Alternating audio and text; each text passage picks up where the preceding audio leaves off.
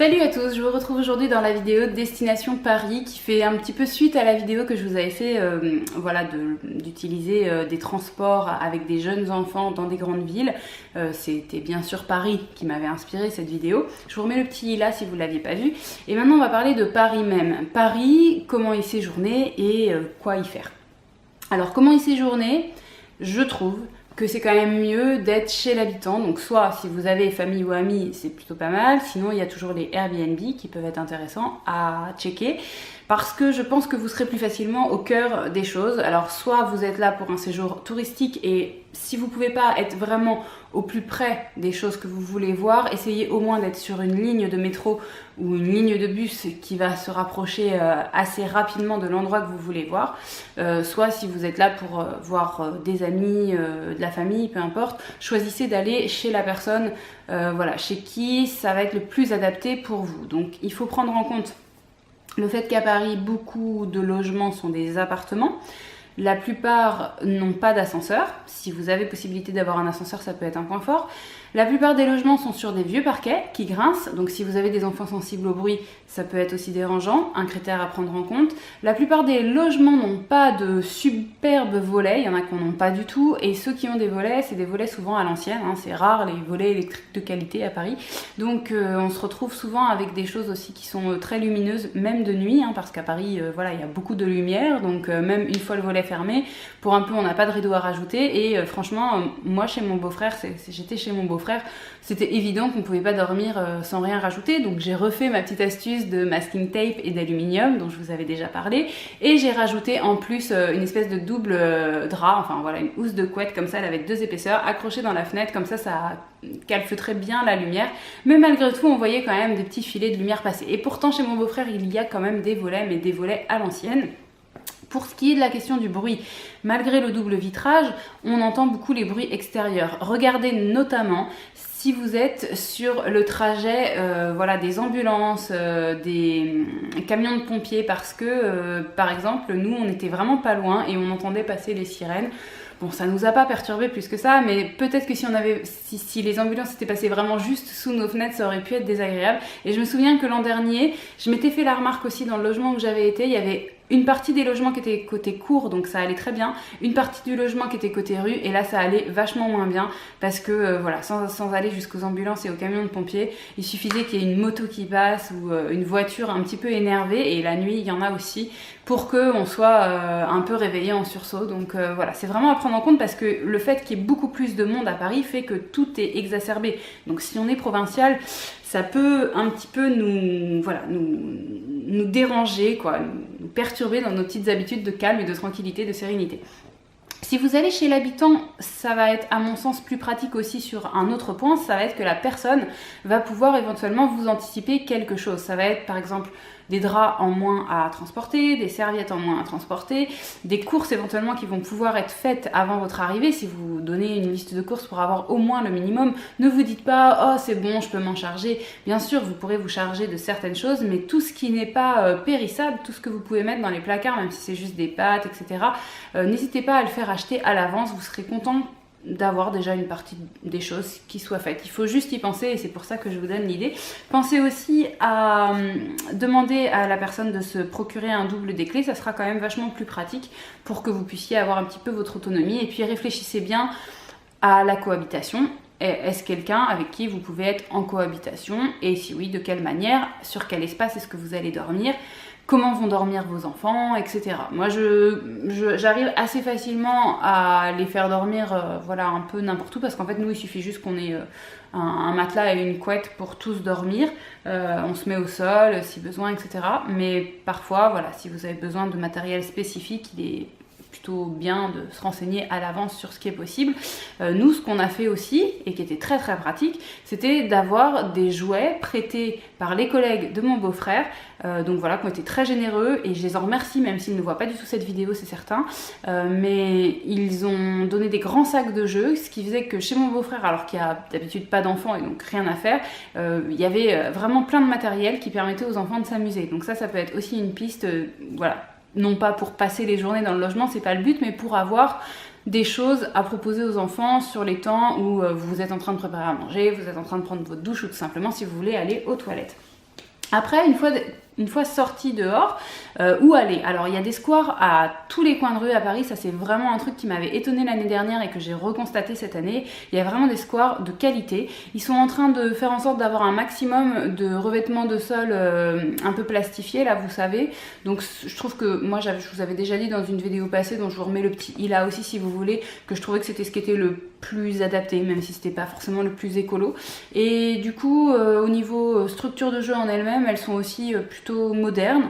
J'ai remarqué cette année qu'il y avait pas mal de brumisateurs, donc quand il fait très chaud ça peut aussi être un bon plan pour rafraîchir les enfants, d'aller juste dans un square où il y a un brumisateur. Les brumisateurs, il suffit de se mettre dessous puis ça fait comme une petite douche de brume et ça suffit franchement à se rafraîchir.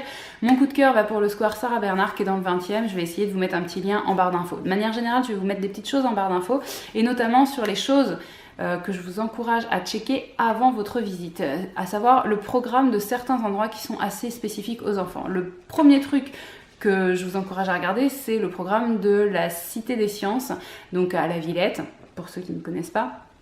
Parce que parfois ils font des expositions qui sont vraiment sublimes pour les enfants. C'était pas le cas cette année, mais l'année dernière il y avait quelque chose de plutôt pas mal autour des animaux.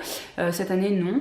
Cette année je m'étais renseignée pour Paris Plage. Donc Paris Plage c'est aussi quelque chose que vous pouvez checker si vous êtes en été. Il y a en général des animations sur les quais de Seine. Et puis là il y avait aussi des choses au bassin de la Villette. Donc ça peut être utile de le savoir si on est dans le coin. On va pas traverser Paris pour y aller, mais ça peut être utile de le savoir si on est dans le coin.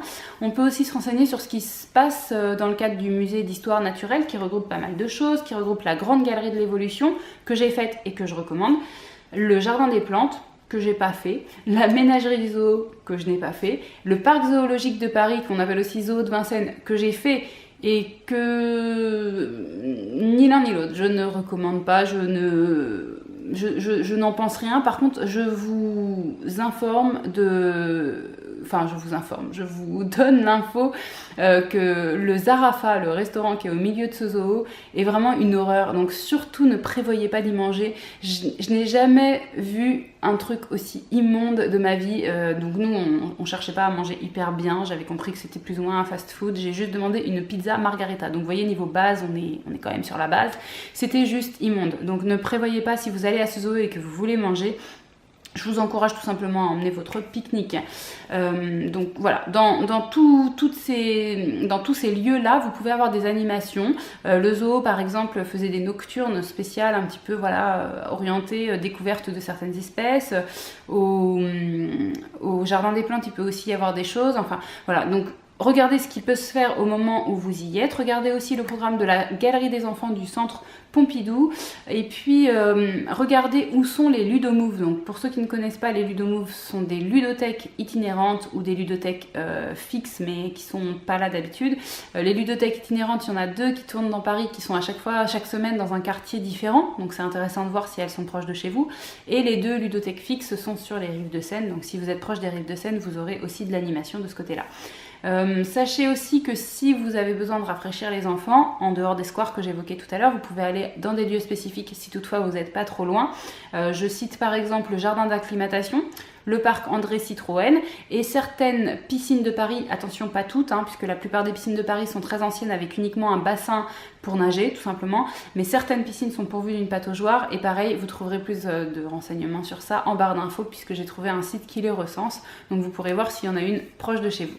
Enfin, si vous voulez manger dans Paris, sachez qu'il y a des adresses qui sont kids friendly, pareil en barre d'infos, vous trouverez une liste. J'en ai testé une qui s'appelle Chez E, qui était assez hallucinante sur le concept puisque en gros, il y a le resto à l'étage, au rez-de-chaussée, et en sous-sol, une espèce d'immense salle de jeu pour les enfants. C'était plutôt chouette. Nos enfants nos enfants à Fabrice et moi se sont éclatés. Donc nos enfants qui ont là, je vous l'ai dit, 20 mois et 4 ans et demi. L'accès à cette salle était payant pour les plus de 2 ans. Donc Jonas, 20 mois, ne payait pas et Enzo, oui. Enzo a payé donc 10 €. Il fallait qu'il y ait un adulte présent en théorie avec les enfants. Nous c'est ce qu'on a fait, on était plusieurs, on s'est relayés à table pour qu'il y ait toujours un adulte en bas, voilà, parce que Jonas est encore petit. De toute façon dans le resto ils conseillent, mais ils se sont éclatés c'est comme les structures de jeux indoor que vous pouvez voir un peu dans toutes les villes, c'est parfois juste hallucinant pour les enfants. Et puis là nous ça nous permettait d'avoir vraiment un temps à table tranquille en fait, sans pour autant perdre complètement le contact avec les enfants, parce qu'ils ont la bonne idée de mettre aussi des écrans géants à accessibles des tables, enfin visibles des tables, ce qui fait que même si c'est pas nous qui sommes en bas en train de jouer avec les enfants, on peut quand même savoir ce qu'ils sont en train de faire. Donc j'aime bien le concept, je trouve que c'est assez sympa pour que tout le monde puisse passer un bon moment. Par contre sur ce qui est de la nourriture, on n'a pas trouvé ça sensationnel. J'ai demandé aux personnes qui étaient avec moi et moi-même ce que j'en ai pensé. Pas sensationnel, mais quand même mangeable. Donc c'est quand même un endroit que je recommande, sachant que par contre, je vous déconseille de prendre le menu qui est bien trop copieux. Prenez juste un plat. Franchement, les plats sont déjà hyper copieux et vous verrez que je pense que ça sera suffisant, même pour les gros appétits. Il y avait des hommes bons mangeurs avec nous et personne n'a réussi à finir l'intégralité des choses qu'il y avait. Mais ça reste des produits assez bas de gamme. Je veux pas vous vendre du rêve, c'est pas gastronomique, mais c'est mangeable, c'est correct, ça va. Donc pour passer un bon moment, pourquoi pas aller chez Et. Si vous avez testé d'autres adresses kids friendly et que vous voulez en parler en commentaire, surtout n'hésitez pas, je pense que ça pourra être utile à d'autres. Et puis pour moi je vais m'arrêter là parce que pour le coup j'ai dit tout ce que je voulais vous dire sur Paris. Bien sûr ce n'est pas du tout exhaustif, c'est juste tiré de mon expérience personnelle. Et voilà, ça sera peut-être complété par la suite, par une autre vidéo si je continue à faire des petits allers-retours à Paris dans les années qui viennent. En tout cas, vous, si vous avez des réactions, des commentaires, n'hésitez pas, ça me fait toujours plaisir de vous lire et de vous répondre. Et en attendant, je vous retrouve la semaine prochaine pour une prochaine vidéo.